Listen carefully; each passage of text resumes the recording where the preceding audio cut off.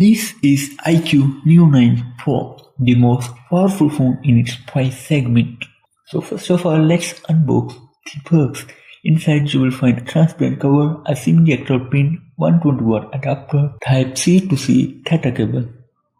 This is very rare that comes in vegan leather with two color combinations.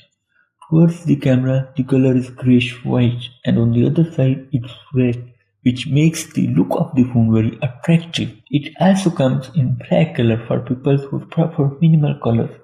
The frame is also red and made from polycarbonate, meaning it's plastic. The weight of the phone is just 190 grams and has a 5160 mAh battery, and the thickness of the phone is 8 mm. On top there is an IR blaster.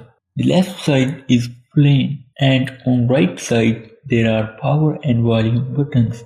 On bottom there is dual SIM tray with stereo speakers and a Type-C port. Haptic vibration is also better known. The phone is IP54 splash resistant. In terms of connectivity, it has Bluetooth 5.3, Wi-Fi 7 and supports the 11 5G band. Now let's move on the display. It has 6.78-inch 1.5K 144Hz LTPO AMOLED display and it can switch refresh rate from 1 to 120Hz. It is 10-bit display and supports HDR10 plus content. It supports 1400 nits brightness and 3000 nits peak brightness. It has 90% screen to body ratio with in-display fingerprint sensor, and it's protected with short sanction glass. Now let's move to the main specs, for which IQOO is known for to provide flagship hardware at low price. It has Snapdragon 8 Gen 2 processor with LPDD5X RAM with UFS 4.0 storage, and benchmarks are around 1.6 million.